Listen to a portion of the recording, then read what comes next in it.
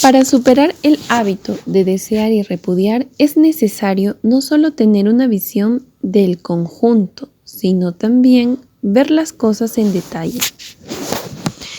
Percibir los fenómenos fundamentales que componen la realidad aparente, esto es precisamente lo que nos permite hacer la práctica de la meditación vipassana.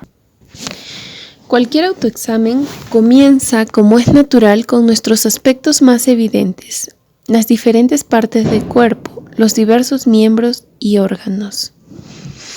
Un examen más cerrado nos revela que algunas partes del cuerpo son sólidas, otras líquidas, otras están en movimiento o reposo. Es posible que percibamos la temperatura del cuerpo como diferente de la temperatura ambiental. Todas esas observaciones pueden ayudar a desarrollar una mayor autoconciencia, pero siguen siendo el resultado del examen de la realidad aparente en aspecto o forma compuesta. Por tanto, persisten las distinciones, las preferencias y los prejuicios, el deseo y la aversión. Como meditadores llegamos más lejos al practicar la atención en las sensaciones que nos revela una realidad más sutil y que antes ignorábamos. Al principio somos conscientes de los distintos tipos de sensaciones en las diferentes partes del cuerpo. Sensaciones que parecen sumergir, permanecer algún tiempo y finalmente pasar. Al principio somos conscientes de los distintos tipos de sensaciones en las diferentes partes del cuerpo. Sensaciones que parecen surgir, permanecer algún tiempo y finalmente pasar. Aunque hemos avanzado más allá de la superficie, todavía estamos observando los modelos integrados de la realidad aparente. Por esta razón, no estamos libres todavía de las discriminaciones, del deseo y de la aversión. Si seguimos practicando con diligencia, tarde o temprano, llegaremos a un estado en el que cambia la naturaleza de las sensaciones. Ahora somos conscientes de un tipo uniforme de sensaciones sutiles, todo por el cuerpo. Sensaciones sutiles por todo el cuerpo. Ahora somos conscientes de un tipo uniforme de sensaciones sutiles por todo el cuerpo, que surgen y desaparecen con gran rapidez. Hemos penetrado en los modelos integrados hasta percibir los fenómenos ocultos de lo que están compuestos, las partículas subatómicas que constituyen toda la materia. Experimentamos directamente la naturaleza efímera de esas partículas que surgen y se desvanecen constantemente. Todo lo que observamos ahora, ya sea sangre o hueso, sólido, líquido o gaseoso, feo o bonito, lo percibimos como una masa de vibraciones que no puede ser diferenciada. Por fin cesa el proceso de hacer distinciones y asignar etiquetas. Hemos experimentado dentro del esquema corporal su constante fluir, su constante surgir y desaparecer. La realidad aparente de los procesos mentales se penetra de forma semejante hasta un nivel más sutil. Por ejemplo, hay un momento de agrado o desagrado basado en un condicionamiento pasado. La mente repite la reacción de agrado o desagrado al momento siguiente. Y así, momento a momento. La refuerza hasta que se convierte en deseo o aversión. Con esta percepción superficial, solo podemos estar conscientes de la reacción intensificada y empezamos a identificar y discriminar lo agradable y lo desagradable, lo bueno y lo malo, lo querido y lo repudiado. Pero con la emoción intensificada ocurre lo mismo que ocurriría en el caso de la realidad material aparente, que cuando empezamos a observarla a través de la atención en las sensaciones se disuelve. igual que la materia no es nada sino pequeñas olas sutiles de partículas subatómicas, una emoción fuerte es meramente una forma consolidada de agrados y desagrados espontáneos, de reacciones momentáneas a las sensaciones. Una vez que la emoción intensa se disuelve en su forma más sutil, pierde todo su poder para dominarnos. Llegamos a tener conciencia de las sensaciones más sutiles, de naturaleza uniforme, surgiendo y desvaneciéndose constantemente por toda la estructura física, partiendo de la observación de las diferentes sensaciones solidificadas en distintas partes del cuerpo. Las sensaciones pueden ser experimentadas como un flujo de vibración, una corriente en movimiento por todo el cuerpo, a causa de la enorme rapidez con la que aparecen y desaparecen. Cualquiera que sea el punto en que fijemos la atención dentro de la estructura física, solo somos conscientes de un surgir y desaparecer. Cuando quiera que aparezca un pensamiento en la mente, estamos conscientes de las sensaciones físicas que lo acompañan, surgiendo y desapareciendo. Se disuelve la solidez aparente del cuerpo y de la mente, y experimentamos la realidad última de la materia, de la mente y de las formaciones mentales. Solo hay vibraciones, oscilaciones que surgen y desaparecen con gran rapidez. Uno que experimentó la verdad dijo: el mundo entero está en llamas, el mundo entero está envuelto en humo, el mundo entero está ardiendo, el mundo entero está vibrando. Para alcanzar este estado de disolución, Braringa, lo único que el meditador necesita hacer es desarrollar atención y ecuanimidad. De la misma forma en la que un científico puede observar los fenómenos más diminutos, incrementando los aumentos de su microscopio, nosotros incrementamos la capacidad de observar las realidades más sutiles, desarrollando atención y ecuanimidad. Esta experiencia, cuando sucede, es verdaderamente agradable. Todas las molestias y dolores se han disuelto. Todas las zonas en donde se lograba sentir sensación se manifiestan. Uno se siente en paz, feliz, extasiado.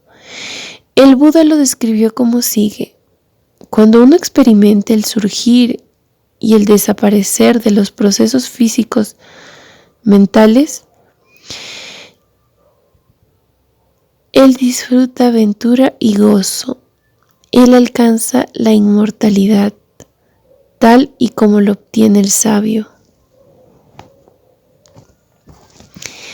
El estado de bienaventuranza va a surgir cuando, avanzando en el camino, se haya disuelto la solidez aparente de la mente y del cuerpo. Podemos pensar que el goce de una situación agradable es la meta final, pero solo es una estación del camino. Y desde ese punto continuamos para conocer la verdad última. Más allá de la mente y de la materia, para obtener la liberación total del sufrimiento. Nuestra propia práctica de la meditación nos hará ver claramente el significado de estas palabras del Buda. Al penetrar desde la realidad aparente hasta la sutil, empezamos a disfrutar el flujo de vibraciones por todo el cuerpo. De repente, el flujo se va y experimentamos de nuevo sensaciones intensas y desagradables en algunas partes, y hasta es posible que no tengamos ninguna sensación en otras. La mente experimenta de nuevo emociones intensas. Si empezamos a sentir aversión hacia la nueva situación planteada y deseo de que vuelva el flujo, es que no hemos comprendido Vipassana. Lo hemos convertido en un juego en el que la meta es obtener sensaciones agradables y evitar o salvarnos de las desagradables. El mismo juego al que hemos estado jugando toda la vida, la cadena sin fin del tira y afloja, de la atracción y la repulsión que nos lleva a la infelicidad. Sin embargo, cuando aumenta la sabiduría, nos damos cuenta de que la vuelta de las sensaciones burdas, incluso después de la experiencia de la disolución, no indica regresión, sino progreso. No practicamos vipassana con la intención de experimentar ningún tipo de sensación en particular, sino para liberar la mente de todo condicionamiento. Si reaccionamos ante cualquier sensación, aumentamos nuestro sufrimiento.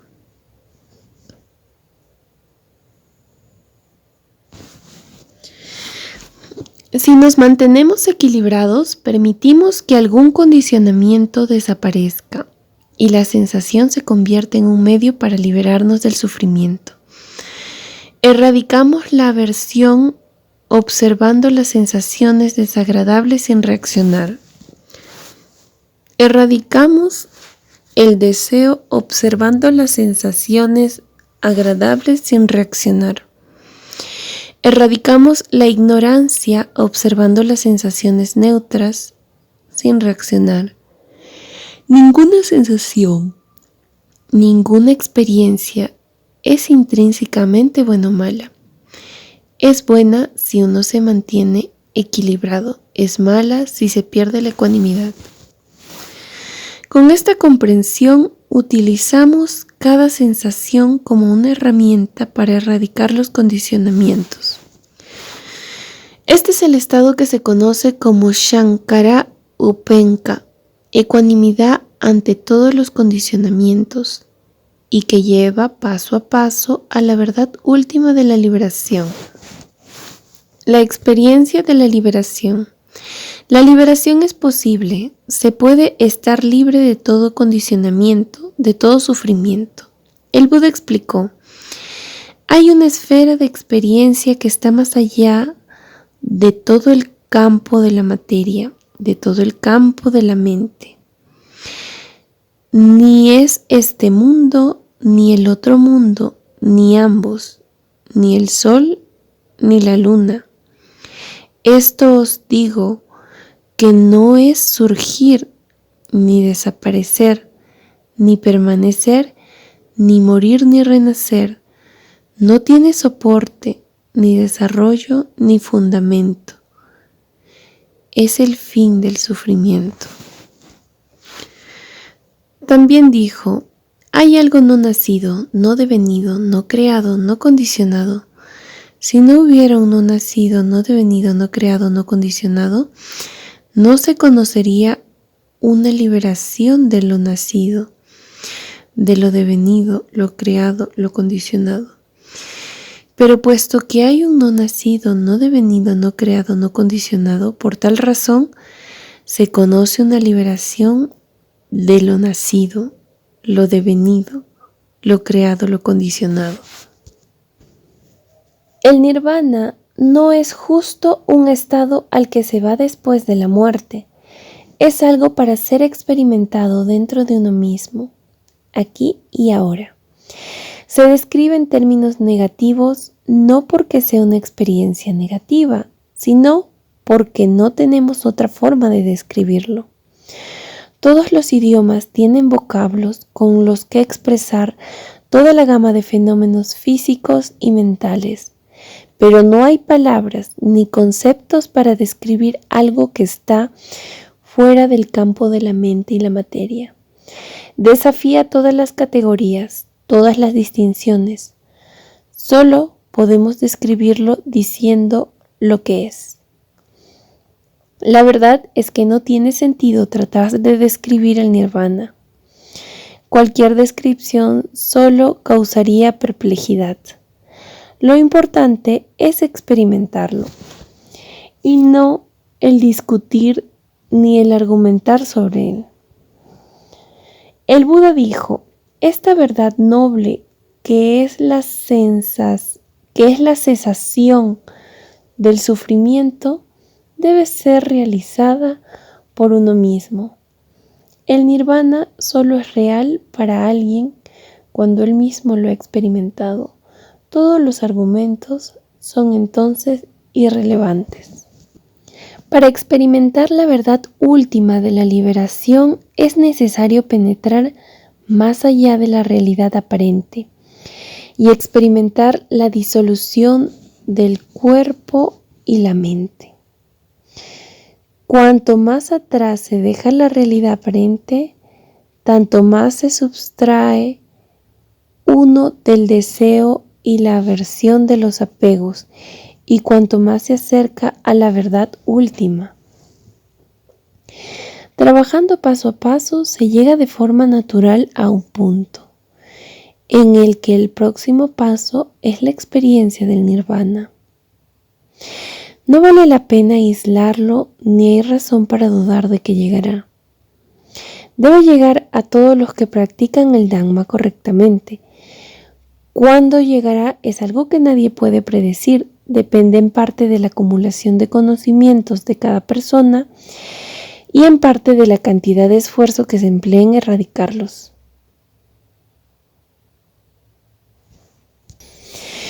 Cuándo llegará es algo que nadie puede predecir. Depende en parte de la acumulación de condicionamientos de cada persona y en parte de la cantidad de esfuerzo que emplea en erradicarlos. Todo lo que se puede hacer, todo lo que se necesita hacer para llegar a la meta es seguir observando cada sensación sin reaccionar. No podemos determinar cuándo experimentaremos la verdad última del nirvana, pero podemos asegurar que seguimos avanzando hacia ella. Podemos controlar el estado presente de la mente, manteniendo la ecuanimidad sin que importe lo que ocurra fuera o dentro de nosotros. Logramos la liberación en ese momento. Uno que había llegado a la meta final dijo: extinción del deseo, extinción de la aversión, extinción de la ignorancia. Eso es llamado nirvana. Experimentamos la liberación hasta el punto en que la mente esté libre de todo ello.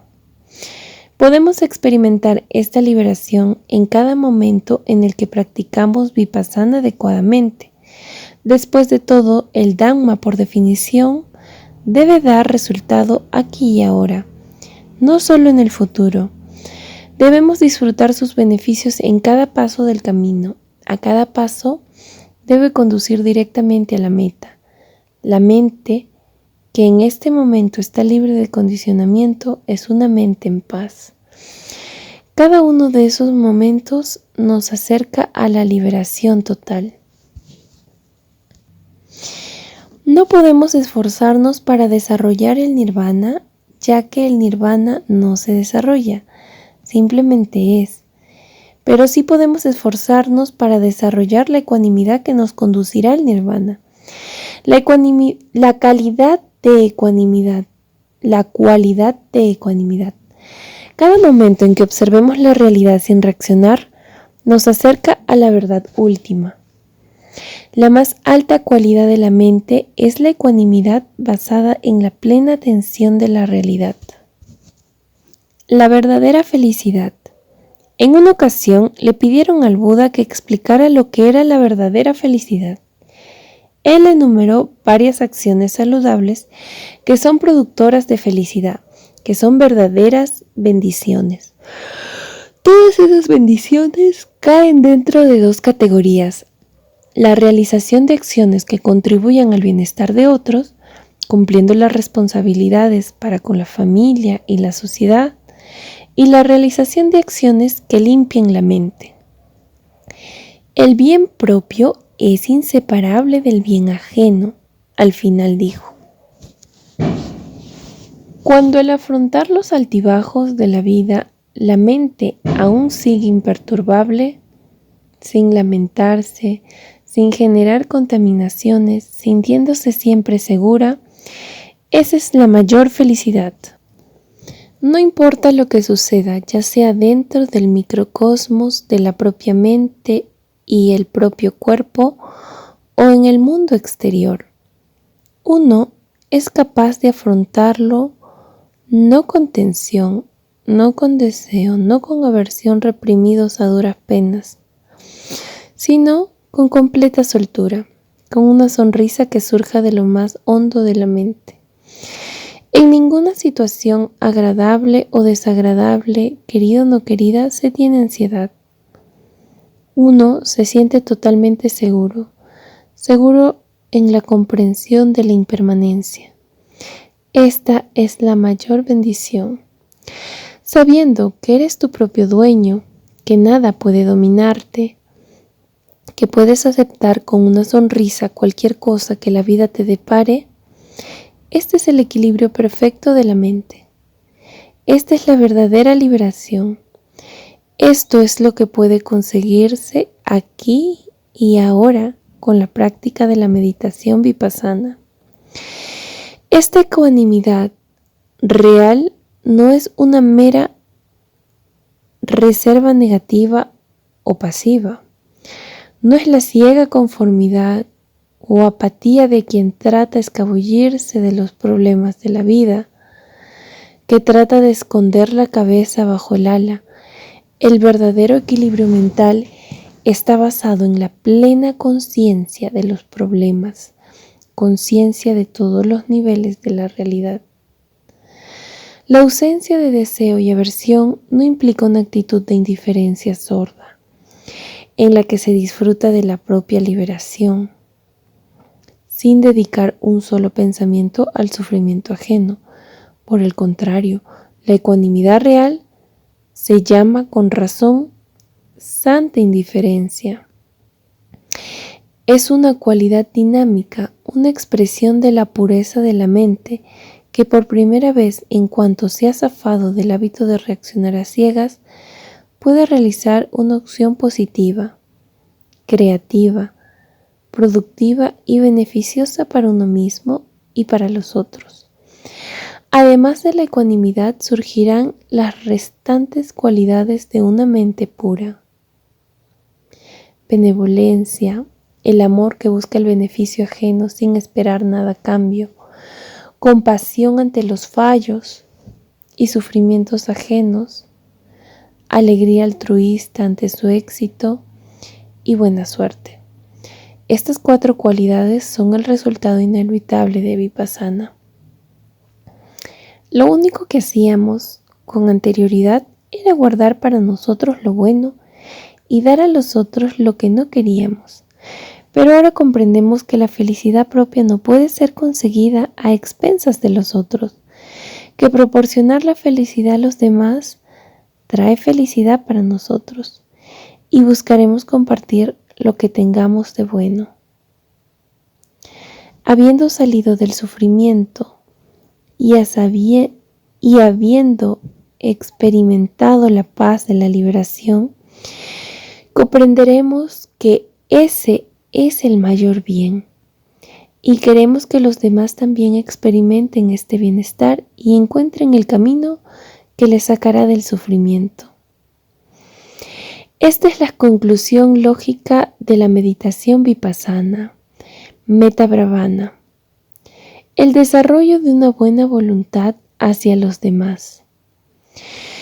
Puede que antes fuéramos muy locuaces al respecto de esos sentimientos, pero en lo profundo de la mente continuaba el viejo proceso del deseo y la aversión. Ahora, hasta cierto punto, el proceso de reacción se ha detenido y se ha ido el viejo hábito del egoísmo y la benevolencia. Fluye espontáneamente de lo más hondo de la mente. Esta benevolencia puede, con toda la fuerza de una mente pura tras ella, ser muy poderosa, creando una atmósfera de paz, armonía en beneficio de todos. Hay quien cree estar siempre equilibrado.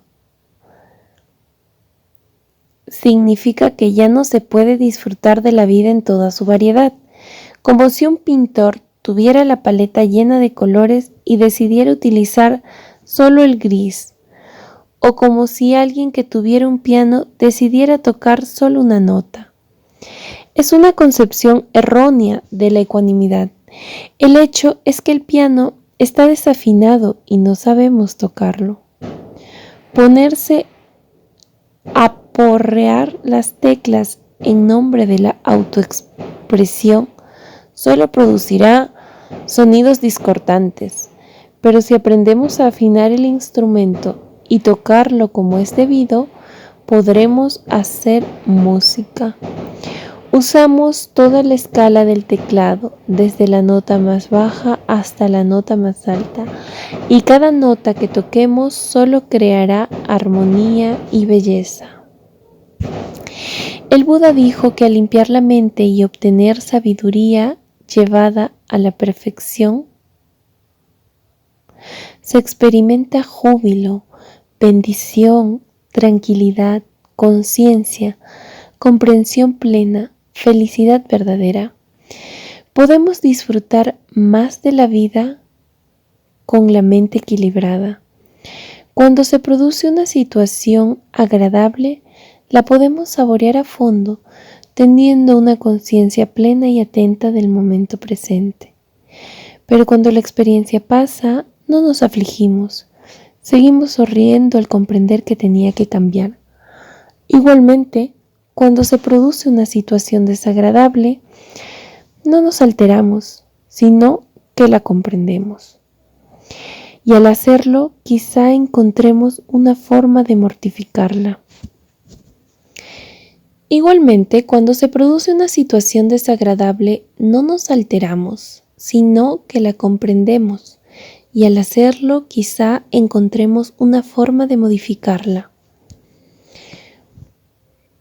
Pero si esto no está en nuestras manos, seguimos estando en paz, comprendiendo perfectamente bien que esa experiencia es impermanente, destinada a desaparecer.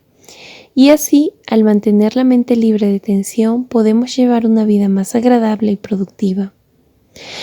Hay una historia que dice que la gente de Birmania solía criticar a los estudiantes de Sayagyi, diciendo que no tenían el porte serio propio de los que practican meditación vipassana.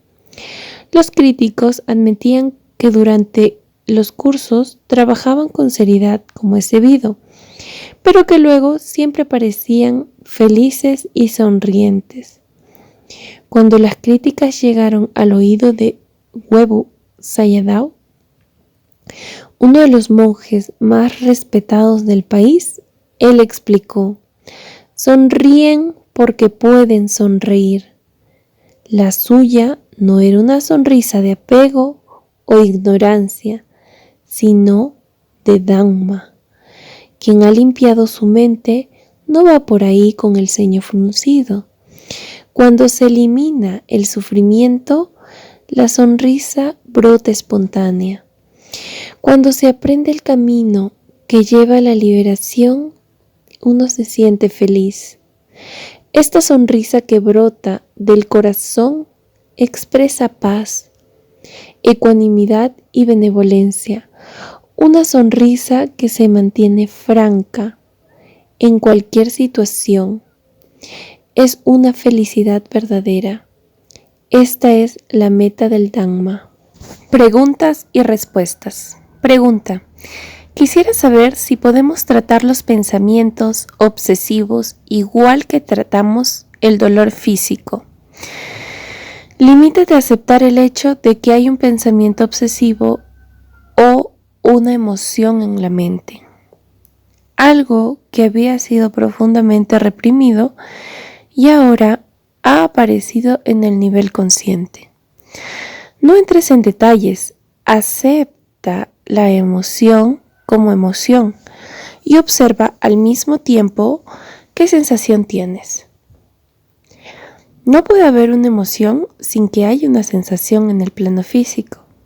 comienza a observar esa sensación. Limítate a aceptar el hecho de que hay un pensamiento obsesivo o una emoción en la mente. Algo que había sido profundamente reprimido y ahora ha aparecido en el nivel consciente. No entres en detalles, acepta la emoción como emoción y observa al mismo tiempo qué sensación tienes. No puede haber una emoción sin que haya una sensación en el plano físico. Comienza a observar esa sensación. Entonces tenemos que buscar la sensación asociada a esa emoción en particular. Observa cualquier sensación que se produzca. No puedes saber qué sensación va asociada a la emoción, así que no trates nunca de hacerlo. Sería entregarse a un esfuerzo inútil. En el momento en que hay una emoción en la mente, cualquier sensación que se experimente físicamente tiene relación con esa emoción. Observa la sensación y comprende. Estas sensaciones son ánica. Esta emoción también es ánica. Veamos cuánto dura. Verás que has cortado las raíces de la emoción y que desaparece. ¿Quieres decir que emoción y sensación son lo mismo? Son las dos caras de una misma moneda. La emoción es mental, la sensación es física. Pero ambas están interrelacionadas. Cualquier emoción, cualquier cosa que surge en la mente, tiene que surgir con una sensación en el cuerpo. Esta es la ley de la naturaleza. Pero la emoción en sí es un asunto de la mente, sí, con toda seguridad que es un asunto de la mente. Pero la mente es también todo el cuerpo. Está íntimamente relacionada con todo el cuerpo. ¿La conciencia está en todos los átomos del cuerpo? Sí. Es la razón de que la sensación asociada a una determinada emoción pueda surgir en cualquier parte del cuerpo. Si observas las sensaciones en todo el cuerpo, es seguro que estás observando la sensación asociada a esa emoción y te libras de la emoción. Es beneficiosa la práctica, aunque uno esté sentado y no pueda captar ninguna sensación. Si te sientas y observas la respiración, la mente se calmará y se concentrará. Pero el proceso de limpieza no puede llegar a los niveles más profundos a menos que sientas las sensaciones. La reacción en lo profundo de la mente empieza con la sensación que se produce constantemente. Si en la vida cotidiana disponemos de unos momentos, ¿es beneficioso estarse quieto y observar las sensaciones? Sí, incluso con los ojos abiertos. Cuando no tengas que hacer otra cosa, debes estar atento a las sensaciones. ¿Qué hace un maestro para saber que un estudiante ha experimentado el nirvana? Hay varias formas de saber el momento en el que alguien está experimentando el nirvana realmente. Para ello, el maestro debe estar entrenado adecuadamente. ¿Cómo pueden los meditadores saberlo por sí mismos? Por los cambios que se produzcan en su vida. Las personas que realmente han experimentado el nirvana se vuelven de mente santa y pura. Dejan de quebrantar los 5 preceptos básicos de forma grave y en vez de disimular una equivocación, la admiten abiertamente y tratan por todos los medios de no repetirla.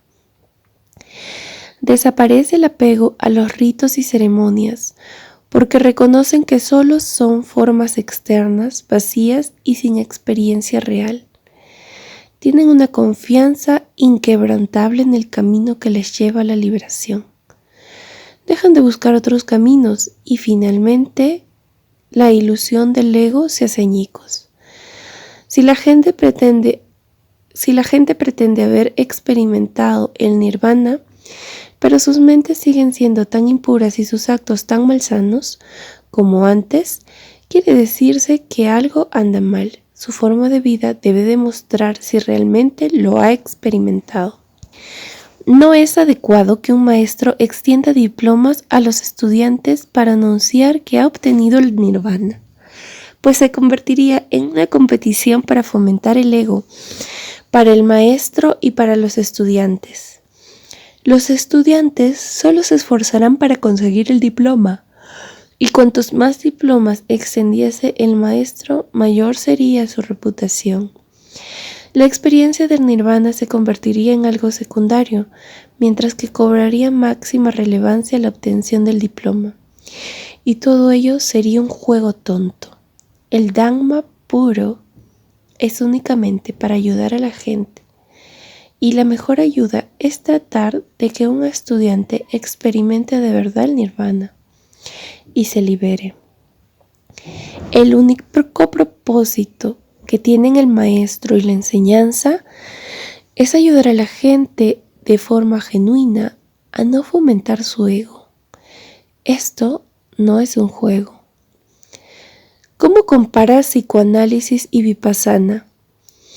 En el psicoanálisis tratas de traer al consciente acontecimientos del pasado que influyeron poderosamente para condicionar la mente. Vipassana llevará al meditador al nivel más profundo de la mente, allí donde comienzan los condicionamientos. Cada incidente que uno pudiera tratar de recordar con el psicoanálisis tiene también registrado una sensación en el nivel físico. Al observar las sensaciones físicas en todo el cuerpo con ecuanimidad, el meditador permite que surjan y desaparezcan innumerables capas de condicionamiento. Llega hasta la raíz de los condicionamientos y puede liberarse de ellos rápida y fácilmente. ¿Qué es la verdadera compasión? Es el deseo de servir a la gente, de ayudarles a salir del sufrimiento. Pero debe hacerse sin apego. Si empiezas a lamentarte del sufrimiento ajeno, lo único que consigues es ser infeliz tú mismo. Este no es el camino del Dhamma. Si tienes verdadera compasión, trata con todo tu amor de ayudar a los otros al máximo de tus posibilidades. Si fracasas, sonríe e inténtalo de otra manera. Sirve sin preocuparte por el resultado de tu servicio. Esta es la verdadera compasión, la que emana de una mente equilibrada. ¿Diría usted que Vipassana es la única manera de alcanzar la iluminación? La iluminación se logra examinándose a uno mismo y eliminando los condicionamientos. Hacer esto es Vipassana. No importa con qué nombre lo denomines. Algunas personas ni siquiera han oído hablar de Vipassana y sin embargo el proceso ha comenzado a funcionar en ellos espontáneamente. Esto parece haber sucedido en el caso de un número de personas santas en la India, a juzgar por sus propias palabras, pero al no haber aprendido el proceso paso a paso, no pudieron explicárselo claramente a los otros. Aquí tienes la oportunidad de aprender paso a paso un método que te conducirá a la iluminación. Llenando la botella de aceite. Una madre mandó a su hijo con una botella vacía y un billete de 10 rupias a comprar aceite en la tienda de al lado. El niño fue y llenó la botella, pero al volver se cayó y la botella se fue al suelo. Antes de que pudiera recogerla, se derramó la mitad del aceite. Al ver la botella medio vacía, volvió llorando y le dijo a su madre: «He perdido la mitad del aceite, he perdido la mitad del aceite». Se sentía muy desgraciado. La madre envió a otro hijo con otra botella y otro billete de 10 rupias. También llenó la botella y también se fue al suelo al caerse cuando volvía. De nuevo se derramó la mitad del aceite. Recogió la botella y volvió a su madre muy contento. «Mira, he salvado la mitad del aceite. se me cayó la botella y podía haberse roto. El aceite empezó a derramarse, se podía haber salido todo, pero salvé la mitad del aceite. Ambos volvieron a su casa en la misma situación, con una botella que estaba mitad llena y mitad vacía. Uno lloraba por la mitad vacía, el otro estaba contento por la mitad llena. La madre envió al tercer hijo con otra botella y otro billete de 10 rupias. También se cayó cuando volvía y tiró la botella. La mitad del aceite se derramó, recogió la botella y como el segundo hijo volvió a su casa muy contento, «Madre, he salvado la mitad del aceite». Pero este chico era un chico vipassana, lleno no solo de optimismo, sino también de realismo. Él comprendía bien, se ha salvado la mitad del aceite, pero también se ha perdido la mitad. Y por eso le dijo a su madre, «Ahora iré al mercado y trabajaré duro el resto del día. Ganaré 5 rupias y llenaré la botella. A la tarde la habré llenado». Esto es vipassana. Nada de pesimismo, sino optimismo, realismo y activismo. Esto es vipassana. Nada de pesimismo, sino optimismo, realismo y activismo. Capítulo 10. El arte de vivir. De todas las ideas preconcebidas que tenemos sobre nosotros mismos, la idea de la mismidad es la más incrustada. Y sobre esta presunción, cada uno se otorga a sí mismo la máxima importancia. Y lo hace incluso aunque vea sin mucha dificultad que este mundo es tan solo uno entre innumerables mundos y que Él es tan solo uno entre los incontables seres de nuestro mundo. Por mucho que lo inflemos, este yo sigue siendo insignificante cuando lo comparamos con la inmensidad del tiempo y el espacio. Evidentemente, nuestra idea de uno mismo está equivocada y, sin embargo, dedicamos nuestra vida a la búsqueda de su satisfacción, convencidos de que es el camino a la felicidad.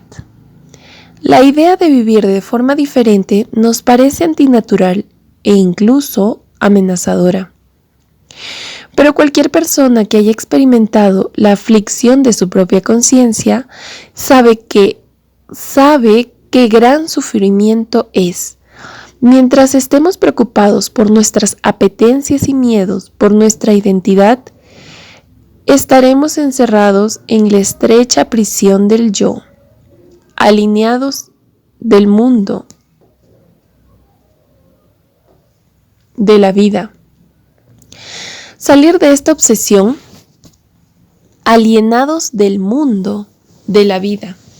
Salir de esta obsesión es en verdad una liberación del cautiverio y nos capacita para incorporarnos al mundo, para abrirnos a la vida y a los demás, para encontrar satisfacción real. Lo que se necesita no es abnegación ni autofracción real.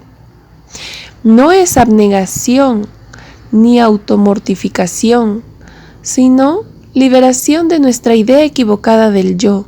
Y la forma de conseguir esa liberación es dándose cuenta de la fugacidad de lo que llamamos yo, dándose cuenta de que es un fenómeno en cambio constante. La meditación vipassana es una forma de obtener esa visión cabal. Mientras no hayamos experimentado personalmente la naturaleza transitoria del cuerpo y de la mente, no tenemos más remedio que seguir atrapados en el egoísmo y, por tanto, destinados a sufrir. Pero una vez que se quiebra la ilusión de la permanencia, desaparece automáticamente la ilusión del yo y el sufrimiento se desvanece. Anicca, la realización de la naturaleza efímera del yo y del mundo, Es la llave que abre la puerta de la liberación al meditador de Vipassana. La importancia que tiene el comprender la impermanencia es la espina dorsal de la enseñanza del Buda. Él dijo: mejor es un solo día de vida viendo la realidad del surgir y el desaparecer de 100 años de existencia, permaneciendo ciego a ello. Comparaba la experimentación de la impermanencia a la reja del arado del labrador, que se abre camino por entre las raíces cuando ara un campo, al caballete de un tejado que está más alto que todas las vigas que lo sostienen, a un soberano poderoso dominando a los príncipes vasallos, a la luna cuyo brillo opaca las estrellas, al sol naciente que dispersa la oscuridad del cielo. Las últimas palabras que pronunció al final de su vida fueron: todos los sankiharas, todas las cosas creadas, están sujetas a la decadencia. Practiquen con ardor para comprender esta verdad. La verdad de Anika no debe ser aceptada por mera convicción intelectual, tampoco debe ser aceptada guiados por la emoción o la devoción. Cada uno debe experimentar la realidad de Anika dentro de sí mismo, la comprensión directa de la impermanencia y junto con ella de la naturaleza ilusoria del ego y del sufrimiento. Constituye la verdadera visión cabal que conduce a la liberación. Esto es recta comprensión. El meditador experimenta esta sabiduría liberadora como culminación de la práctica de Sila, Samadhi y Paña. No se puede llegar a la visión cabal verdadera ni a la liberación del sufrimiento a menos que se emprendan los 3 entrenamientos, que se den todos los pasos del camino. Pero hay que tener algo de sabiduría, incluso antes de comenzar la práctica, aunque solo sea un reconocimiento intelectual de la verdad del sufrimiento. Sin esta comprensión, por muy superficial que sea, nunca surgirá en la mente el pensamiento de trabajar para liberarse del sufrimiento. La recta comprensión es lo primero que llega, dijo el Buda. Podemos decir que los primeros pasos del noble sendero óctuple son la recta comprensión y el recto pensamiento. Solo podemos acometer la verdadera práctica del Dhamma si vemos el problema y decidimos lidiar con él. Empezamos a hacer efectivo el camino con el entrenamiento en la moralidad, cumpliendo los preceptos que regulan nuestras acciones. Nos ocupamos de la mente con el entrenamiento de la concentración, desarrollando Samadhi con la atención en la respiración, y desarrollamos la sabiduría experimental que libera la mente de sus condicionantes, observando las sensaciones en todo el cuerpo. Y de nuevo, cuando la verdadera comprensión surge de la propia experiencia, la recta comprensión vuelve a ser el primer paso del camino. El meditador libera la mente de deseo, aversión e ignorancia al constatar con la práctica de Vipassana que su naturaleza está cambiando constantemente. Es imposible siquiera pensar en perjudicar a otros cuando la mente se ha purificado. Los pensamientos rebosarán benevolencia y compasión hacia los otros. Se vive una vida intachable, serena y llena de paz con la palabra, las obras y el oficio que nos sustenta, y resulta más fácil desarrollar la concentración con la tranquilidad de la práctica de la moralidad. A su vez, cuanto más fuerte sea la concentración, más permanente será la sabiduría. De este modo, vemos que el camino es una espiral ascendente que lleva a la liberación. Cada uno de los 3 entrenamientos sostiene a otros, como las 3 patas de un trípode que ha de ser de la misma longitud para que el trípode se sostenga. De forma similar, el meditador debe practicar sila, samadhi y paña en conjunto para desarrollar por igual todas las facetas del sendero, dijo Buda. De la recta comprensión se deriva el recto pensamiento. El recto pensamiento se deriva de la recta palabra. La recta palabra se deriva de la recta acción. La recta acción se deriva en el recto sustentamiento. El recto sustentamiento se deriva en recto esfuerzo. El recto esfuerzo se deriva en la recta atención.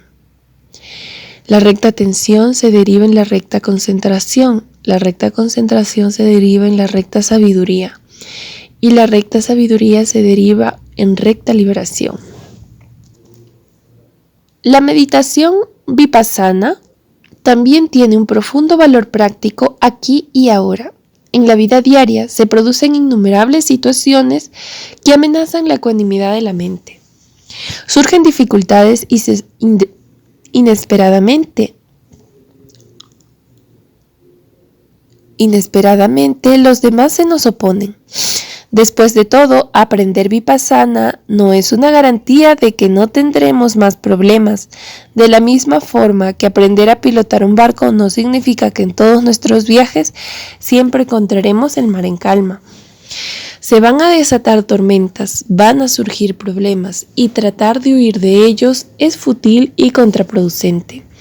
Lo que hay que hacer es utilizar cualquier entrenamiento que hayamos seguido para campear la tormenta. El primer paso para poder hacerlo es comprender la verdadera naturaleza del problema. La ignorancia nos lleva a maldecir la circunstancia externa o la persona, a mirarlas como la fuente de la dificultad o a dirigir toda nuestra energía a cambiar la situación externa. La práctica de vipassana nos hará saber que nadie más que nosotros es responsable de nuestra felicidad o infelicidad. El problema estriba en el hábito que tenemos de reaccionar a tontas y a locas, y por tanto tenemos que prestar atención a la tormenta interna de las reacciones condicionadas de la mente. Limitarnos a decir no reaccionar no servirá. Mientras los condicionamientos permanezcan en el inconsciente, es inevitable que surjan tarde o temprano y arrollen la mente a pesar de todas nuestras resoluciones. La única solución real es aprender a observar y cambiar nosotros mismos. Todo esto es bastante fácil de comprender, pero llevarlo a la práctica es más difícil. La cuestión básica sigue siendo: ¿cómo se observa uno a sí mismo? Comienza una reacción negativa en la mente, ira, miedo u odio, y antes de que nos acordemos de observarla, nos ha desbordado y hemos actuado de forma negativa. Luego, cuando el daño ya está hecho, reconocemos la equivocación y nos arrepentimos, pero se repite el mismo comportamiento a la primera ocasión. O supongamos que dándonos cuenta de que ha comenzado una reacción de ira, tratamos realmente de observarla. Tan pronto como lo intentamos, viene a la mente la persona o la situación que nos hace estar irritados. Explayarse en ello intensifica el enojo. Observar la emoción, desasociándola de cualquier causa o circunstancia, está muy lejos del alcance de la mayoría. Pero el Buda, investigando la realidad última de la mente y de la materia, descubrió que cuando surge una reacción, se producen dos tipos de cambios en el plano físico. Uno de ellos se paterniza con rapidez. La respiración se hace un poco más burda. El otro es de naturaleza más sutil, una reacción bioquímica. Una sensación tiene lugar en el cuerpo. Una persona de inteligencia normal puede desarrollar fácilmente con el entrenamiento adecuado la capacidad de observar la respiración y las sensaciones.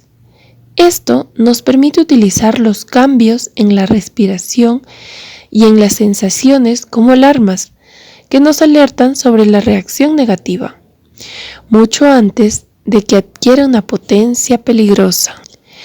Y si seguimos observando la respiración y la sensación, salimos fácilmente de la negatividad.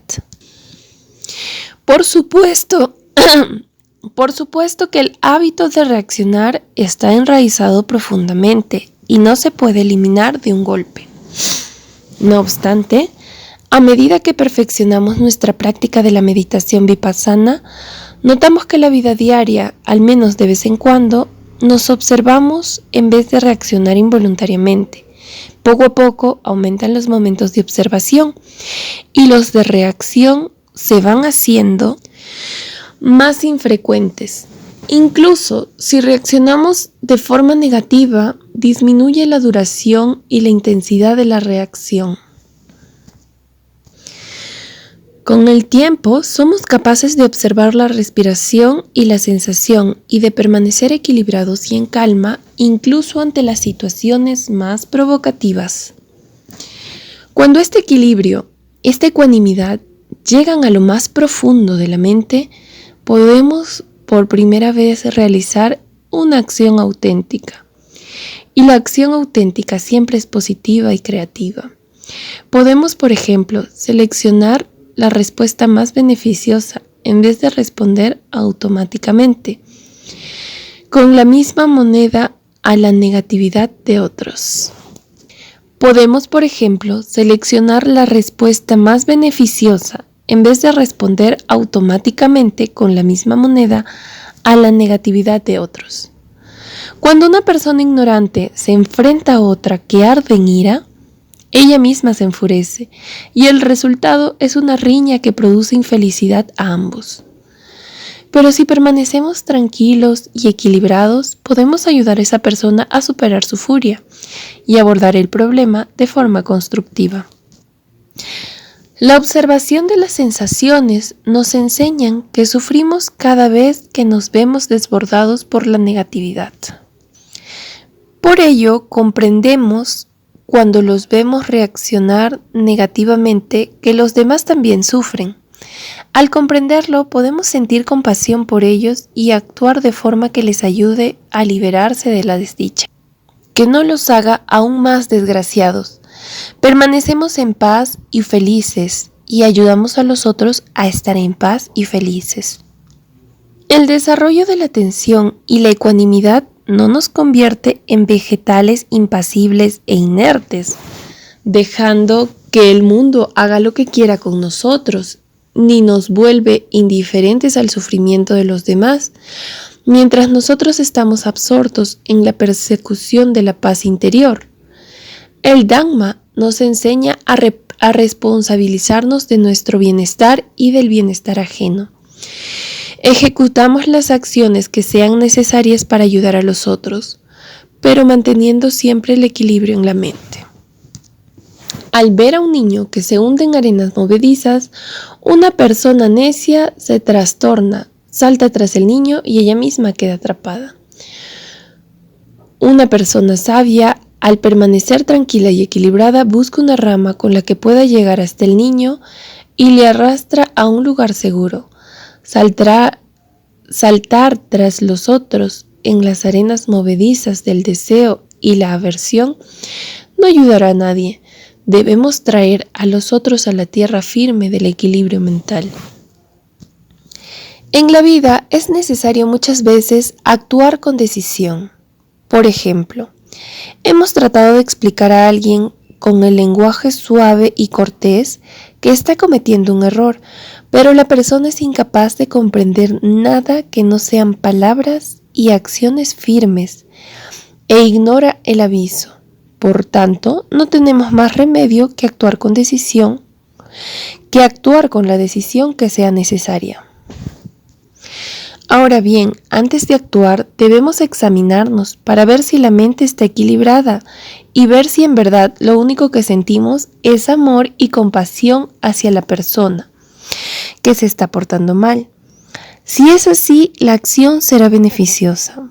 Por el amor y la compasión, no podemos equivocarnos. Cuando vemos que una persona fuerte está atacando a otra débil, tenemos la obligación de tratar de detener esa acción. Cualquier persona razonable intentaría hacerlo, pero lo más probable es que lo haga lleno de piedad por la víctima y de enojo hacia el agresor.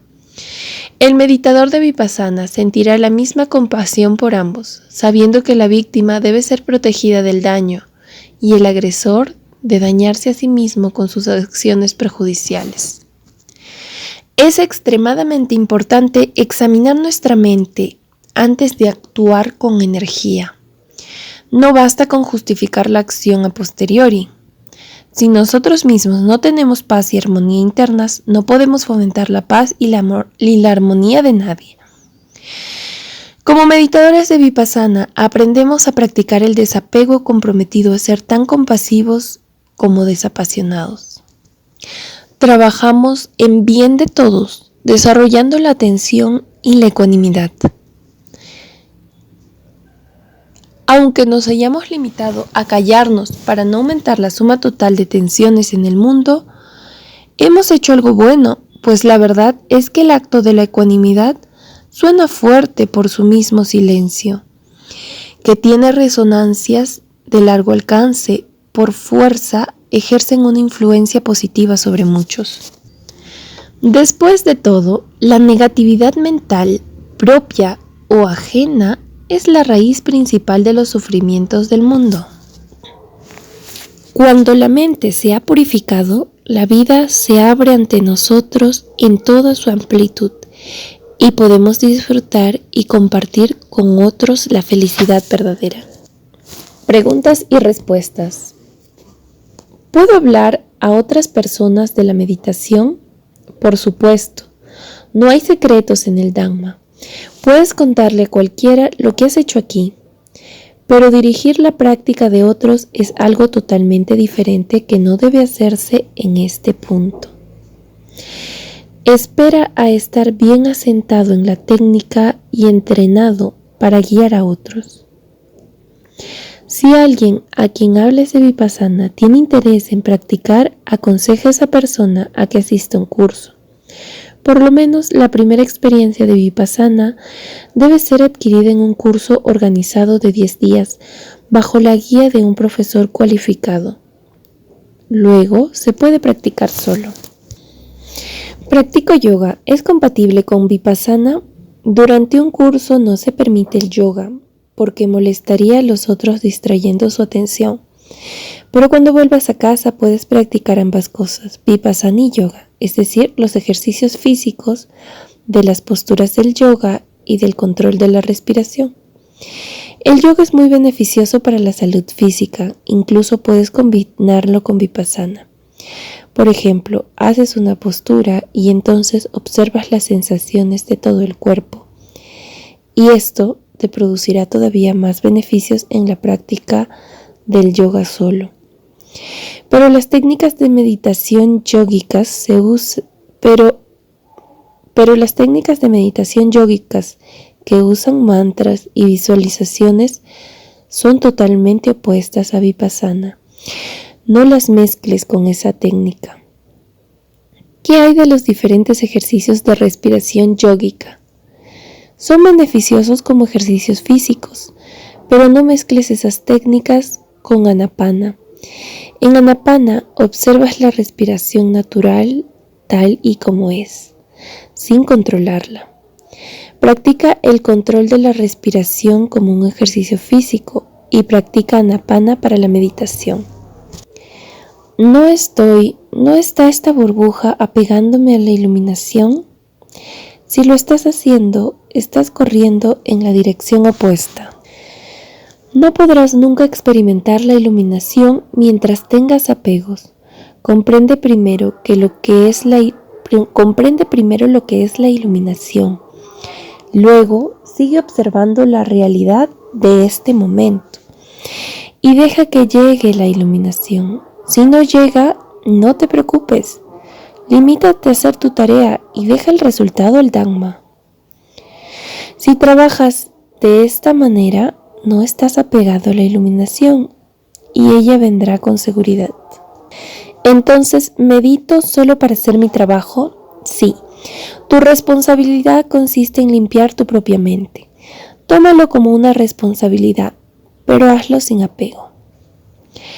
¿No medito para conseguir nada? No. Lo que venga vendrá por sí mismo. Deja que suceda de forma natural. ¿Qué opina de la enseñanza del Dhamma a los niños? El mejor momento es antes de que nazcan. La madre debe practicar vipassana durante el embarazo y así el niño también lo recibe y nace como un niño del Dhamma. Si ya tienes los hijos, también puedes compartir el Dhamma con ellos. Por ejemplo, has aprendido la técnica de Metta Vradhavana, compartir tu paz y tu armonía con otros al final de tu práctica de vipassana. Si tus hijos son muy pequeños, dirige tu meta hacia ellos después de cada meditación y a la hora de acostarte, de esa forma, ellos también se beneficiarán de tu práctica del Dharma. Cuando sean mayores, avíales un poco de Dhamma de una forma que ellos puedan comprender y aceptar. Si tienen edad de comprender algo más, enséñales a practicar Anapana durante unos minutos. De ningún modo las presiones. Déjalos que se sienten contigo, observen su respiración durante algunos minutos y luego se vayan a jugar. La meditación debe ser como un juego para ellos. Se divertirán haciéndolo. Lo más importante es que tú mismo vivas una vida saludable de Dhamma. Debes ser un buen ejemplo para tus hijos. Debes formar en tu casa una atmósfera de paz y armonía que les ayude a crecer como personas saludables y felices. Esto es lo mejor que puedes hacer por tus hijos. Muchas gracias por este maravilloso Dhamma. Gracias al Dhamma, el Dhamma es grande, yo solo soy un vehículo. Y también gracias a ti. Has trabajado duro y comprendiste la técnica. Un profesor no hace más que hablar y hablar, pero si tú no trabajas, no consigues nada. Sé feliz y trabaja duro. Ha sonado la hora. Tuve mucha suerte al haber nacido en Birmania, la tierra del Dhamma, donde esta técnica maravillosa fue conservada en su forma original durante siglos. Hace unos 100 años mi abuelo llegó de la India y se estableció allí, por eso nací en ese país y tuve mucha suerte al nacer en una familia de hombres de negocios y de haber empezado a trabajar para ganar dinero desde mi adolescencia. Amasar dinero era mi principal objetivo en la vida. Tuve suerte de triunfar ganando un montón de dinero desde muy joven. Si no hubiera conocido la vida de los ricos, no habría tenido la experiencia personal de lo vacía que es una existencia así. Y si no lo hubiera experimentado, es posible que en algún rincón de mi mente hubiera quedado para siempre la idea de que la verdadera felicidad está en la riqueza. Cuando la gente se hace rica, consigue una situación especial y una alta posición en la sociedad. Se convierten en directores de muchas organizaciones diversas. Yo me embarqué en esta locura de buscar prestigio social desde los 20 años. Y como es natural, todas esas tensiones de mi vida dieron lugar a una enfermedad psicosomática, unas jaquecas muy fuertes. Cada 15 días sufría un ataque de esta enfermedad, para la que no hay cura. Tuve mucha suerte al desarrollar esta enfermedad.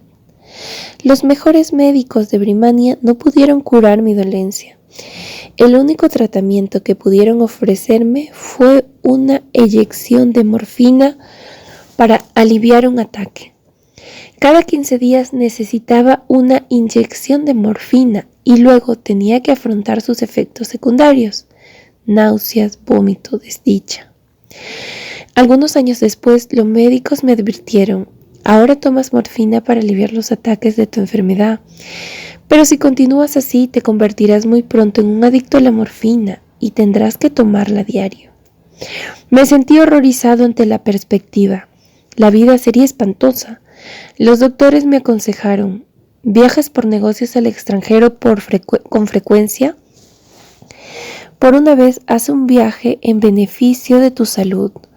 Nosotros no tenemos cura para tu enfermedad, y que sepamos, los médicos de otros países tampoco lo tienen. Pero quizás tengan otros analgésicos para aliviar tus ataques y puedas liberarte del peligro de depender de la morfina. Atendiendo a su consejo, viajé a Suiza, Alemania, Inglaterra, Estados Unidos y Japón. Fui tratado por los mejores médicos en esos países y tuve la suerte de que todos ellos fracasaron. Volví a mi casa peor de lo que me había ido. Al volver de ese infructuoso viaje, vino un amigo y me sugirió: ¿por qué no pruebas con uno de esos cursos de 10 días de meditación vipassana? Los dirige U Ban Kim, un hombre muy santo, un funcionario del gobierno, un padre de familia como tú. A mí me parece que la base de tu enfermedad es mental, y esa es una técnica de la que se dice que libera la mente de tensiones.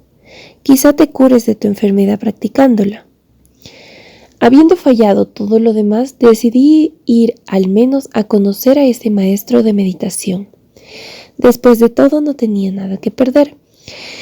Fui a su centro de meditación y hablé con aquel hombre extraordinario, profundamente impresionado por la atmósfera de calma y paz del lugar y por su propia sosegada presencia. Dije: Señor, quiero hacer uno de sus cursos. ¿Podría aceptarme, por favor?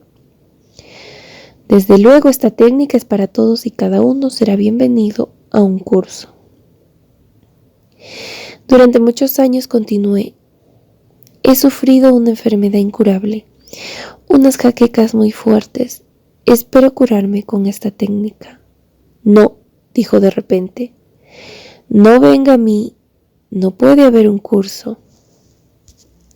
No puede hacer un curso. Yo no podía entender en qué le había ofendido, pero entonces él con compasión me explicó. El propósito del Dhamma no es curar las enfermedades físicas. Si eso es lo que busca, lo mejor es que se vaya a un hospital. El propósito del Dhamma es curar las miserias de la vida. Su enfermedad es una parte muy pequeña de su sufrimiento.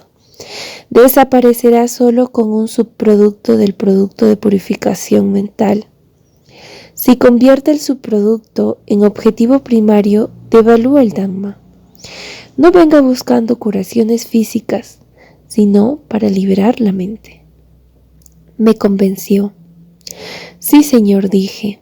Ahora comprendo. Vendré solo para purificar mi mente. Se cure o no se cure mi enfermedad, me gustaría experimentar la paz que veo aquí. Y comprometiéndoselo, volví a mi casa. Pero todavía pospuse la asistencia a un curso al haber nacido en una familia hindú extremadamente conservadora. Aprendí desde mi infancia a recitar el verso: mejor morir en tu propia religión, tu propio Dhamma. Tu propio Dharma. Nunca cambies de religión, me dije a mí mismo. Veamos, esa es otra religión, budismo, y esas personas son ateas. No creen en Dios ni en la existencia del alma. Como si la mera creencia en Dios o en el alma solucionara todos nuestros problemas. Si me vuelvo ateo, ¿qué será de mí? No, lo mejor que puedo hacer es morir en mi propia religión. Nunca me acercaré a ellos. Tuve estas dudas durante meses, pero tuve mucha suerte al decidir finalmente darle una oportunidad a la técnica y ver lo que pasaba. Me incorporé al próximo curso y pasé los 10 días. Tuve la suerte de recibir grandes beneficios. Ahora puedo comprender el propio Dharma, el propio camino y el Dharma de los otros. El Dharma de los seres humanos es el propio Dharma. Solo un ser humano tiene la facultad de observarse a sí mismo para poder salir del sufrimiento. Ninguna criatura interior tiene esa facultad. El Dharma de los seres humanos es observar la realidad dentro de sí mismos. Si no utilizamos esta facultad, vivimos la vida de los seres inferiores, desperdiciamos nuestras vidas y lo que es realmente peligroso.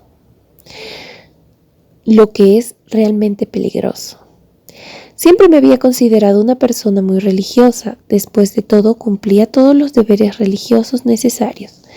Seguía las reglas de la moralidad y daba mucho dinero para la caridad. Y si no era de verdad una persona religiosa, entonces, ¿por qué me habían puesto a la cabeza de tantas organizaciones religiosas? No había duda, pensé, de que debo ser muy religioso, pero no importa cuánta caridad o cuánto servicio hubiera dado, no importa cuánto cuidado hubiera tenido con mis palabras y mis acciones. Cuando empecé a observar el cuarto oscuro interior de la mente, lo encontré lleno de sapos, culebras y bichos por los cuales había tenido que soportar tanto sufrimiento. Entonces, cuando las impurezas fueron erradicadas gradualmente, empecé a disfrutar verdadera paz. Me di cuenta de lo afortunado que había sido al recibir esta técnica maravillosa y la joya del Dhamma. Durante 14 años tuve la suerte de poder practicar esta técnica Brimania bajo la guía cercana de mi maestro. Por supuesto, cumplía todas mis responsabilidades mundanas como padre de familia y al mismo tiempo seguía meditando mañana y tarde. Todos los fines de semana iba al centro de mi maestro y cada año hacía un retiro de 10 días o más. A principios de 1969 hice un viaje a la India. Mis padres se habían ido allí unos cuantos años antes y mi madre había desarrollado una enfermedad nerviosa que yo sabía podía curarse con la práctica de Vipassana, pero no había nadie en la India que pudiera enseñársela. La técnica de Vipassana se había perdido en ese país, la tierra de su origen, hacía muchísimos años. Incluso se había olvidado el nombre. Le estoy agradecido al gobierno de Birmania por haberme permitido ir a la India, pues en aquellos días no solía permitir a sus ciudadanos viajar al extranjero. Le estoy agradecido al gobierno de la India por haberme permitido venir a este país. El primer curso se celebró en Bombay en junio de 1969, con la aparición de mis padres y otras 12 personas. Tuve la suerte de poder servir a mis padres. Pude pagar mi enorme deuda de gratitud hacia ellos enseñándoles el Dhamma. Tras cumplir el propósito que me había traído a la India, estaba dispuesto para volver a casa en Birmania, pero me encontré con que aquellos que habían asistido al curso empezaron a presionarme para que diera otro, y luego otro. Querían cursos para sus padres, madres, esposos, maridos, hijos y amigos. Así pues, se hizo un segundo curso, un tercero, un cuarto, y de esta forma se empezó a extender la enseñanza del Dhamma. En 1971, mientras daba un curso en Bodh Gaya, recibí un telegrama de Rangoon Yagon anunciándome la muerte de mi maestro. Por supuesto que la noticia, al ser totalmente inesperada, fue tremenda y desde luego muy triste. Pero con la ayuda del Dhamma que él me había dado, mi mente permaneció equilibrada. Ahora tenía que decidir la forma de pagar mi deuda de mi gratitud con esa santa persona, Sayagyi-ba Kim.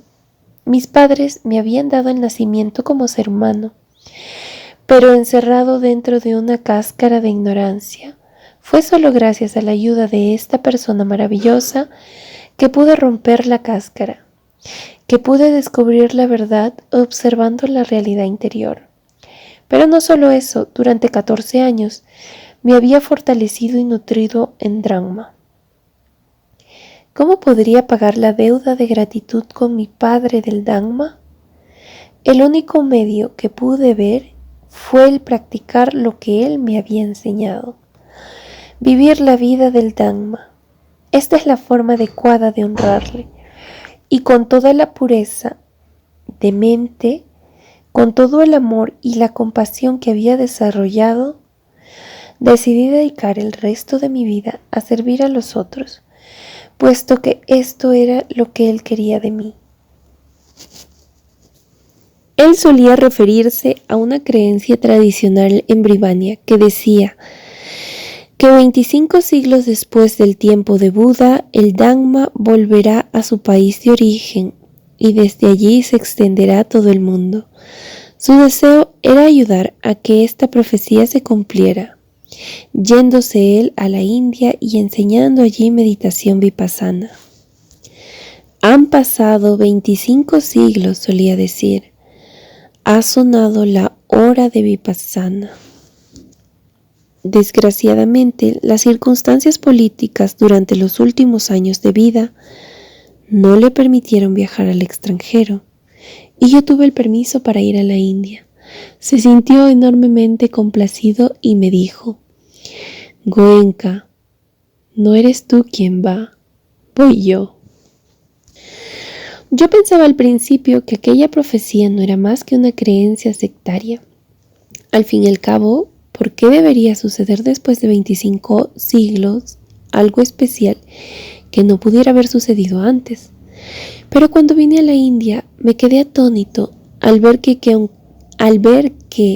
aunque ni siquiera conocía a 100 personas en todo el inmenso país, comenzaron a llegar por miles a los cursos, procedente de todo tipo de ambientes, de todas las religiones, de todas las comunidades, y no solo indios, sino que también comenzaron a llegar miles de procedentes de diversos países. Está claro que nada sucede sin una causa. Nadie llega por accidente a un curso. Algunos quizás han realizado algún acto provechoso en el pasado, como resultado del cual han tenido ahora la oportunidad de recibir la semilla del Dhamma. Otros ya la habían recibido y han venido ahora para ayudarla a crecer. Ya hayan venido ustedes a obtener la semilla o a desarrollar la que tenían, sigan creciendo en el Dhamma, por su propio bien, por su propio beneficio, por su propia liberación. Y verán cómo ella empieza a ayudar también a los demás. El Dhamma es beneficioso para todos y cada uno. Que aquellos que sufren en cualquier parte del mundo encuentren el sendero de paz. Que todos ellos acaben con su desdicha, sus ataduras, su esclavitud. Que liberen sus mentes de toda contaminación, de toda impureza. Que todos los seres del universo sean felices. Que todos los seres encuentren paz. Que todos los seres se liberen. Aquí hay un juego de palabras con los diversos significados de la palabra Dhamma, Dharma en sánscrito y hindi moderno. En la India, hoy en día la palabra tiene un significado estrecho y sectario que contrasta aquí con el significado de naturaleza, mucho más amplio y antiguo. Por apéndice A, la importancia de Vedana en la enseñanza del Buda. La enseñanza del Buda es un sistema para desarrollar el autoconocimiento como un medio para conseguir la propia transformación. Podemos eliminar los conceptos erróneos que nos llevan a actuar de forma equivocada, haciéndonos infelices, logrando un conocimiento vivencial de la realidad de nuestra naturaleza. Aprendemos a obrar conforme a la realidad y, por tanto, a llevar una vida productiva, útil y feliz. El Buda ofreció un método práctico para desarrollar el autoconocimiento por medio de la autoobservación en el Satipatthana Sutta. El sermón sobre los fundamentos de la atención. Dicho método es la meditación vipassana. Cualquier intento de observación de la verdad sobre uno mismo revela de inmediato que aquello que llamamos uno mismo tiene dos aspectos, uno físico y otro psíquico, cuerpo y mente. Debemos aprender a observar ambos. Pero ¿cómo podemos experimentar verdaderamente la realidad cuerpo-mente? No basta con aceptar la explicación de otros, ni depende del simple conocimiento intelectual. Ambas cosas pueden servirnos de orientación en nuestro trabajo de autoexploración, pero cada uno debe explorar y experimentar directamente la realidad dentro de sí mismo. La realidad del cuerpo se experimenta sintiéndolo, gracias a las sensaciones físicas que se producen en él.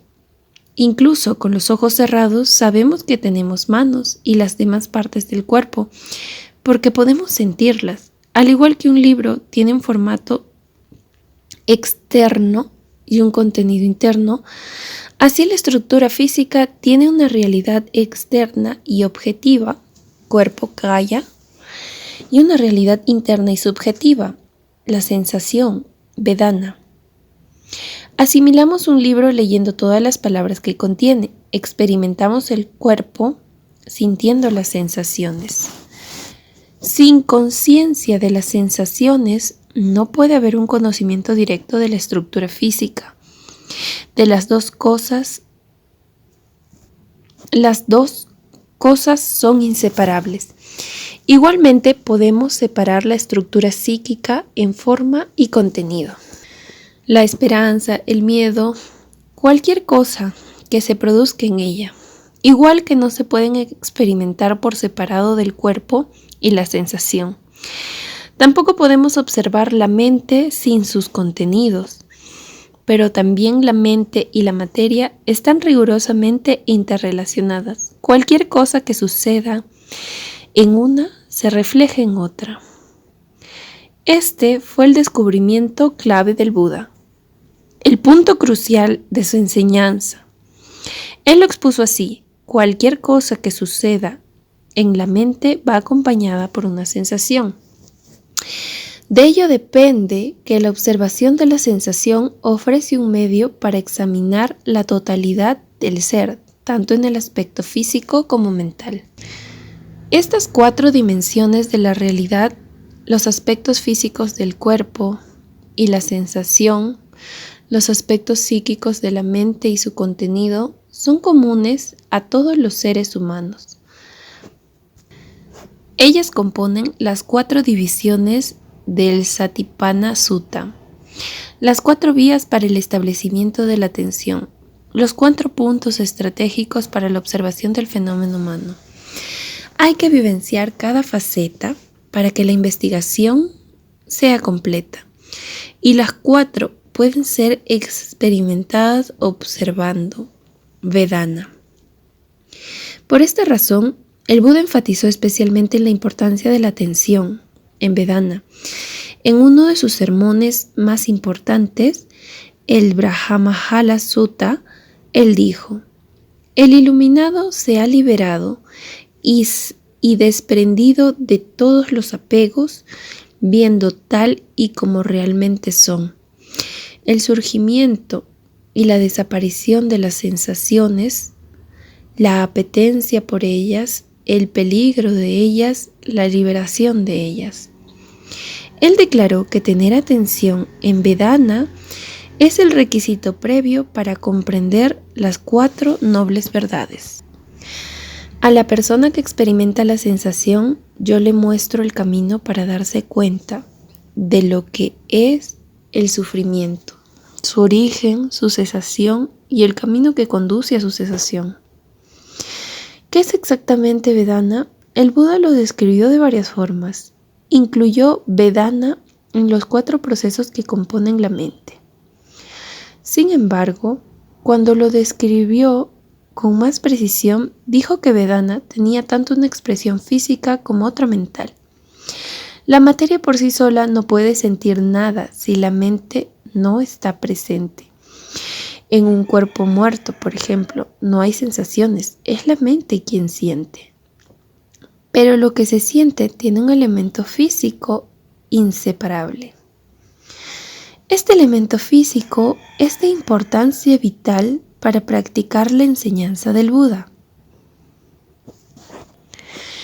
El propósito de la práctica es desarrollar la capacidad para afrontar todas las vicisitudes de la vida de una forma equilibrada. Aprendemos a hacerlo con la meditación, al observar con ecuanimidad todo lo que ocurre en nuestro interior. Con esa ecuanimidad podemos romper el hábito de reaccionar a ciegas y elegir el modo de actuar más beneficioso ante cada situación. Lo que experimentamos en la vida nos llega a través de las 6 puertas de la percepción, los 5 sentidos físicos y la mente. Según la cadena de originación dependiente, se produce una sensación tan pronto como hay un contacto en cualquiera de las 6 puertas.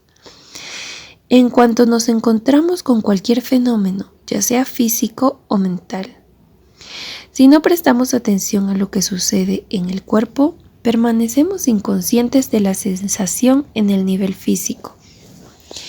Sumidos en la oscuridad de la ignorancia, se inicia una reacción a la sensación, un agrado o desagrado momentáneo que se desarrolla hasta convertirse en deseo o aversión.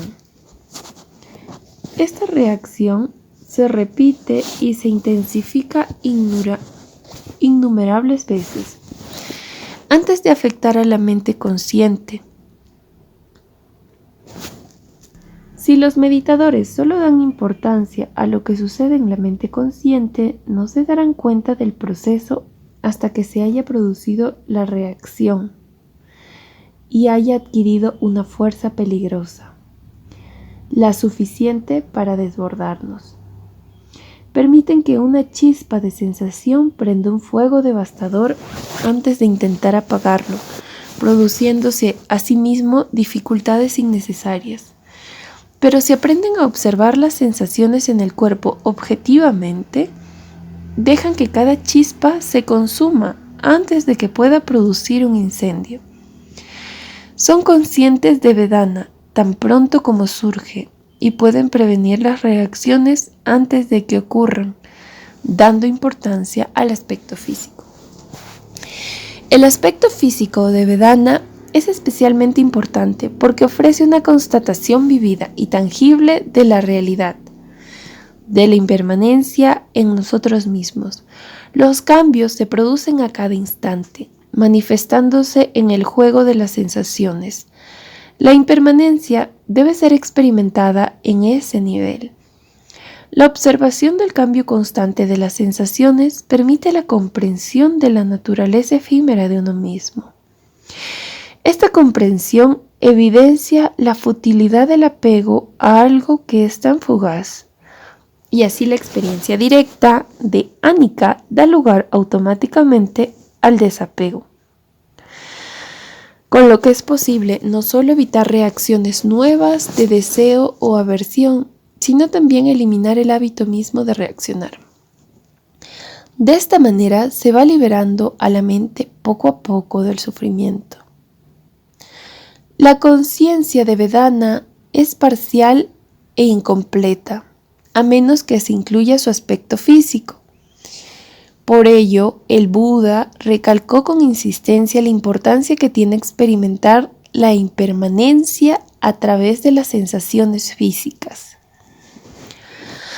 Aquellos que continuamente se esfuerzan por dirigir su atención al cuerpo, que se abstienen de acciones perjudiciales y se empeñan por hacer lo que se debe hacer, tales personas atentas con plena comprensión están libres de sus contaminaciones. La causa del sufrimiento es tanha, deseo y aversión. Originalmente creemos que generamos reacciones de deseo y aversión a los diversos objetos que conocemos a través de los sentidos físicos y la mente. No obstante, el Buda descubrió que entre el objeto y la reacción hay un eslabón perdido, Vedana. No reaccionamos a la realidad exterior, sino a la sensación que tenemos.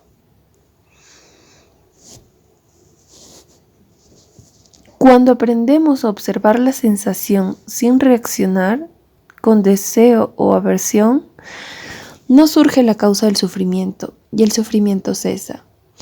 Por tanto, la observación de Vedana es esencial para practicar lo que Buda enseñó. Pero para que la conciencia de Vedana sea completa, la observación debe hacerse en el terreno de la sensación física. Con la conciencia de dicha sensación física podemos penetrar hasta la raíz del problema y eliminarlo. Podemos observar nuestra naturaleza hasta lo más hondo y podemos liberarnos del sufrimiento. Comprendiendo la importancia capital que la observación de la sensación tiene en la enseñanza del Buda, podemos lograr una nueva visión de Sapatinatha Sutta.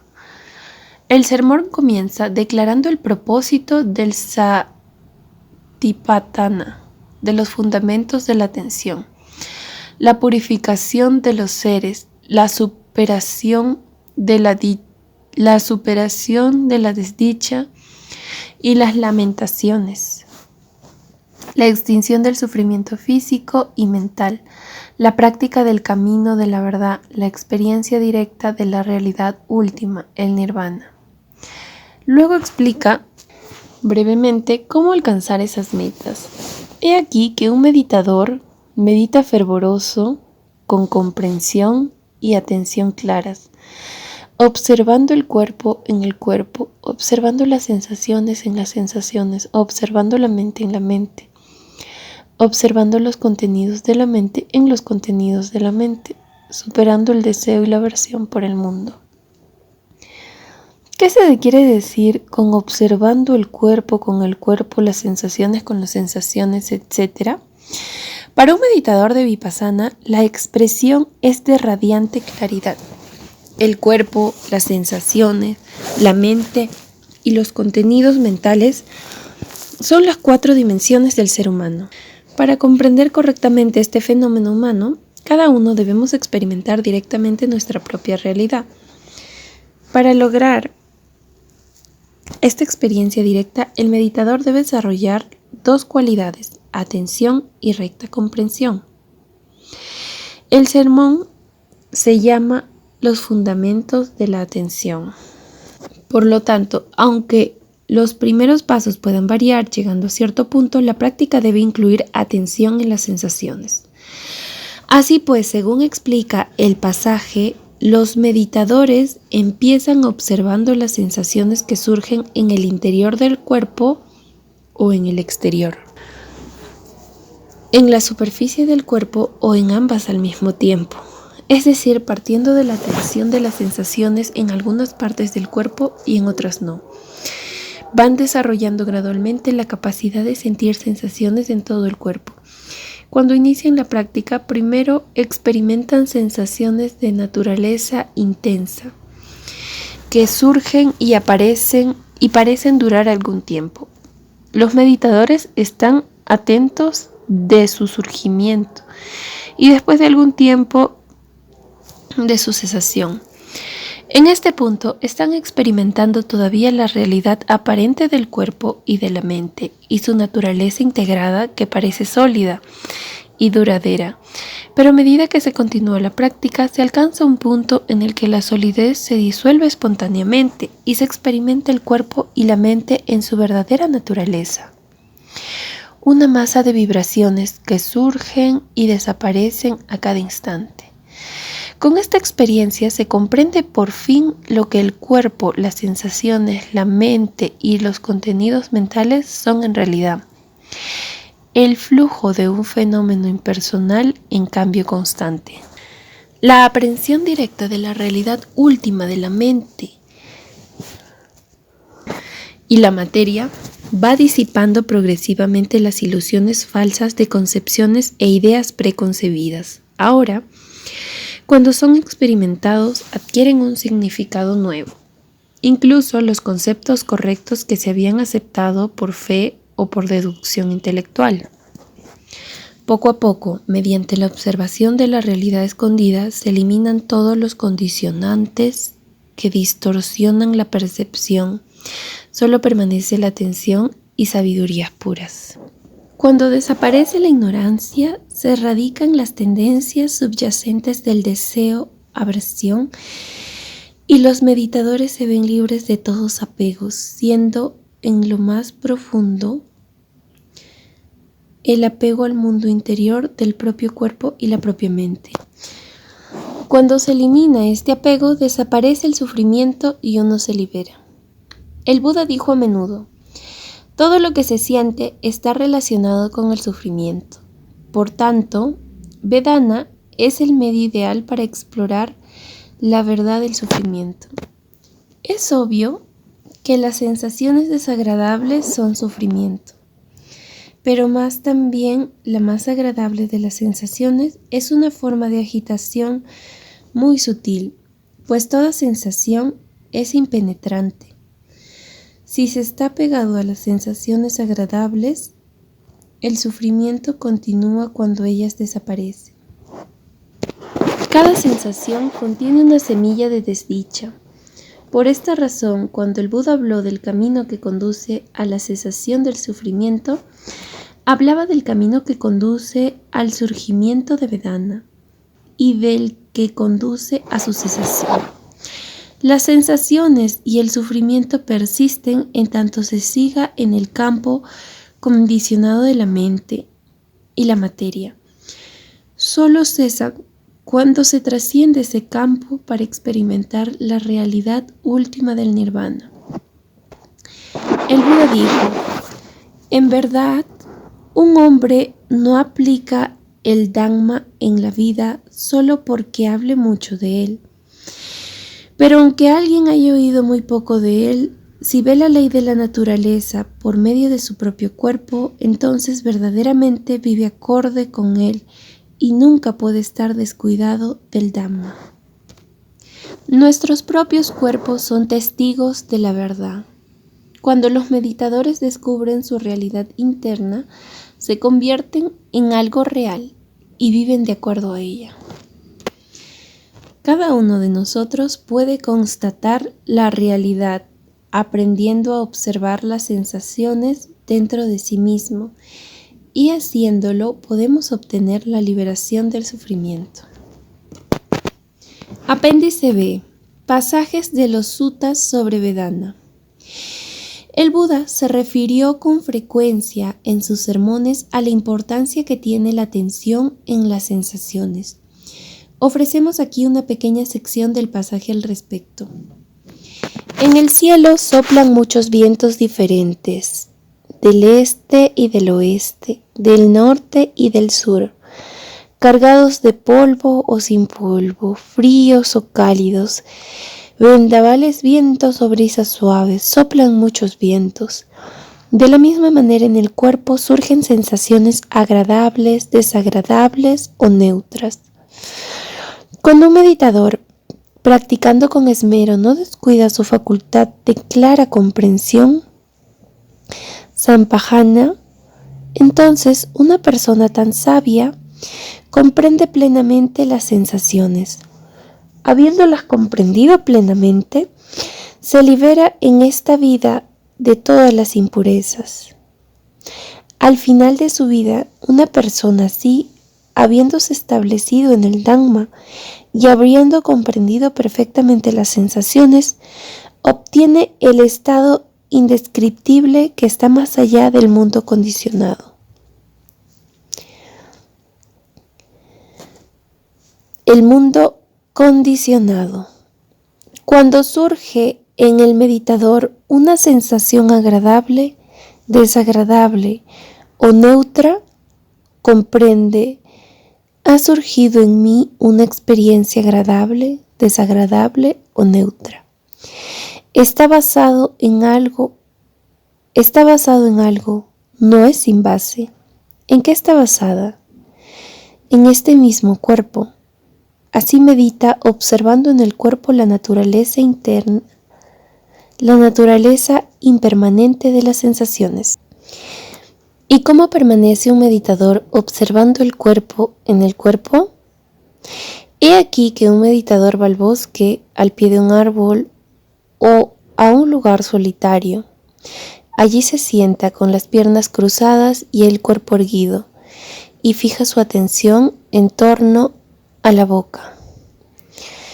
Inspira y expira con atención. Al hacer una respiración larga, sabe, estoy haciendo una inspiración larga. Al hacer una expiración larga, sabe, estoy haciendo una expiración larga. Al hacer una inspiración corta, sabe, estoy haciendo una inspiración corta. Al hacer una expiración corta, sabe, estoy haciendo una expiración corta. Sintiendo todo el cuerpo, inspiraré. Así se ejercita. Sintiendo todo el cuerpo, inspiraré. Con las actividades corporales calmadas, inspiraré. Así se ejercita. Con las actividades corporales calmadas, inspiraré. Así se ejercita. Hay 3 tipos de sanación agradable. Hay 3 tipos de sensación: agradable, desagradable y neutra. Los 3 son impermanentes, compuestos, condicionados, sujetos a decaer, a declinar, a desvanecerse, a cesar.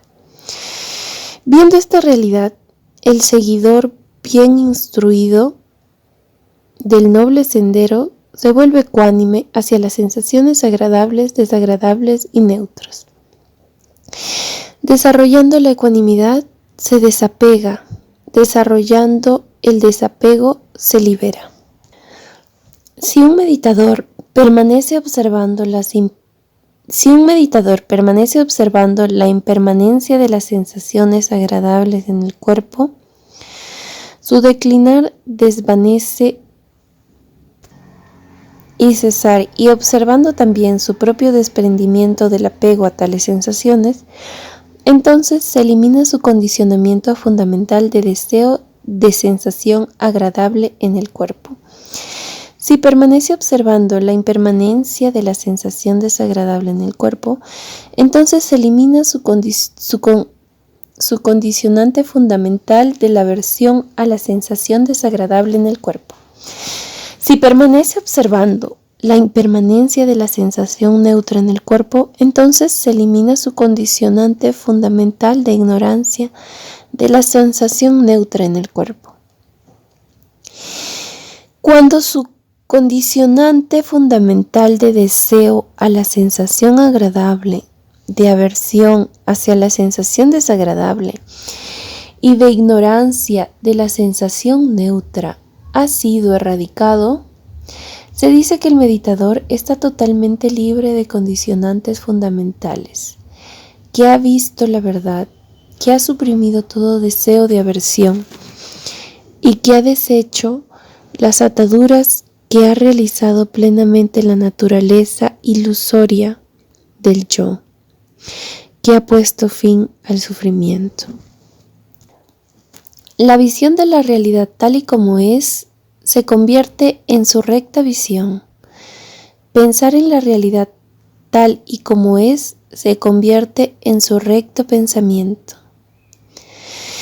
El esfuerzo por realizar la verdad tal y como es se convierte en su recto esfuerzo. Atender la realidad tal y como es se convierte en su recta atención. Concentrarse en la realidad tal y como es se convierte en su recta concentración. Sus acciones del cuerpo y de palabra y su sustentamiento se hacen verdaderamente puros. Así, el noble sendero óctuple avanza hacia el desarrollo y cumplimiento. Mahasaladhyati Sutta. El seguidor ferviente del noble sendero se esfuerza y perseverando en sus esfuerzos se vuelve atento y permaneciendo atento se concentra. Y manteniendo la concentración desarrolla la recta comprensión. Y comprendiendo correctamente desarrolla la fe verdadera. Estando seguro de saber aquellas verdades de las que antes solo había oído hablar, ahora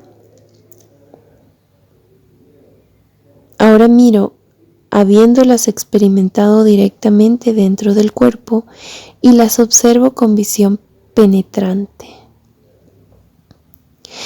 El meditador comprende, ha surgido en mí esta experiencia agradable, desagradable o neutra. Está compuesta de esta naturaleza burda de origen dependiente.